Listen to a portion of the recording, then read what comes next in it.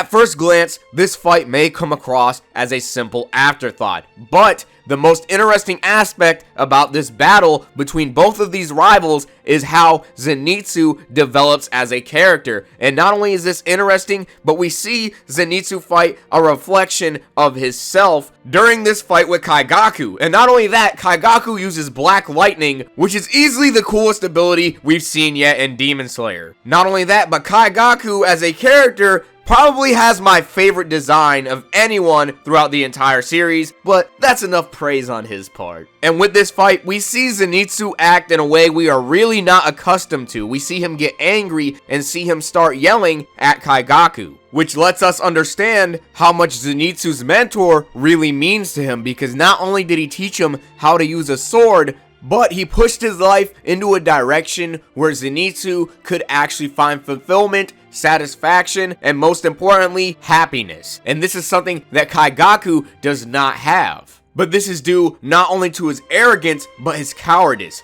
He never finds himself satisfied with those around him and the ability he possesses on his own. It's really sad because Kaigaku is so arrogant and so selfish that he's completely blind to the way others feel about him by claiming that no one values him, saying that he only serves those who know his value. This, without a doubt, shows how arrogant Kaigaku truly is, because what he doesn't realize is that his master valued him so much so that he took his own life over his own disciple, which shows us that Zenitsu's master valued Kaigaku over his own life. And after learning about his master's death, Kaigaku just simply accepts it and does not show a single shred of emotion, which is the exact opposite of Zenitsu's reaction.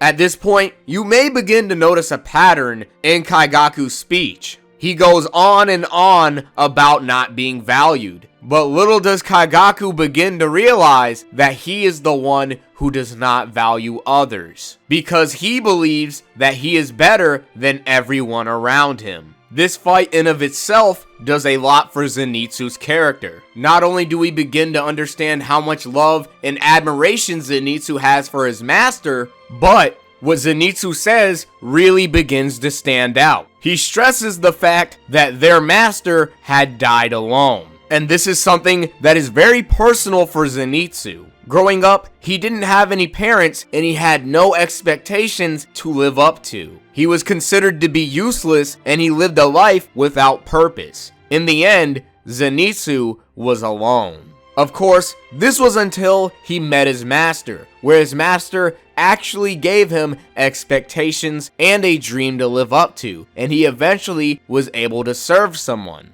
This allowed Zenitsu to do things that people never thought that he would do. Zenitsu was finally able to live up to expectations, while Kaigaku did not live up to expectations. At least, he didn't live up to his own expectations, because he wanted to be the successor of the Thunder Pillar. And he was the successor of the Thunder Pillar. It's just that Kaigaku was so selfish that he did not want to share the title with Zenitsu. Kaigaku is so selfish that when he gets what he wants, he simply throws it away. There's a reason why Zenitsu brought up the death of their master. I'm not wasting my time on someone like you.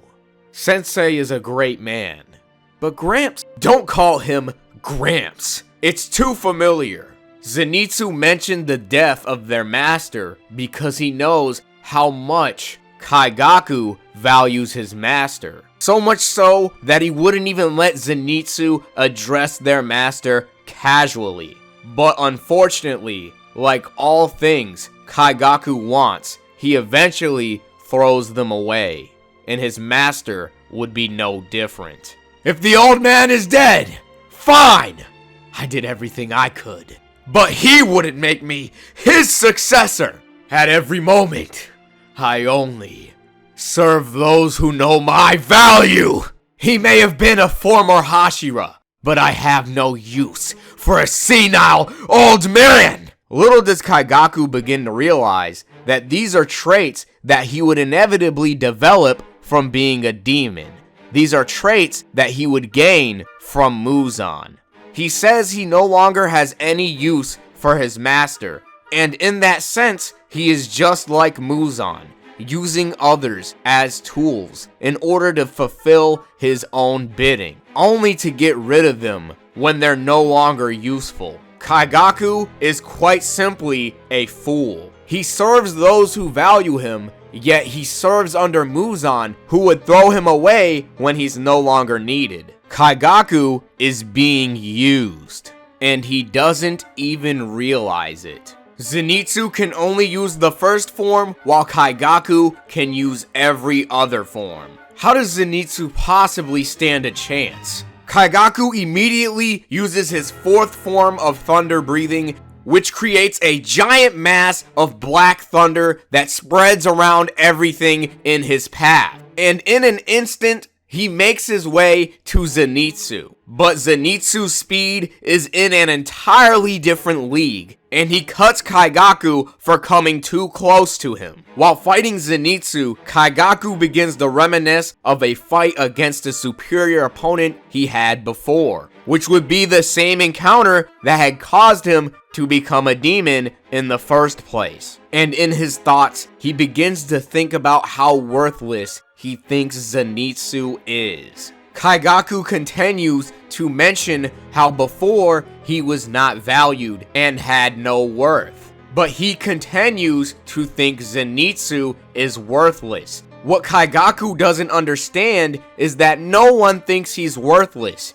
He is the one who thinks everyone else around him is worthless. Kaigaku then uses the second form of the thunder breathing. With this attack, he can attack 5 times in one hit, with each sword slice being even faster than you can blink. And immediately after, he begins to use the third form, Thunder Swarm, which allows every single one of his sword slices to attack Zenitsu from any and every angle until he's completely overwhelmed. Next, he begins to use the fifth form, which is known as Heat Lightning. And with this attack, he can slice and burn his opponents with a swing of his sword. And courtesy of being a demon, he has the perk of burning his opponents. And finally, Kaigaku begins to use the sixth form, Rumble and Flash. And after being hit with his sword, when he uses this form, your flesh begins to tear over and over continuously, while your body is still consistently burning with each attack.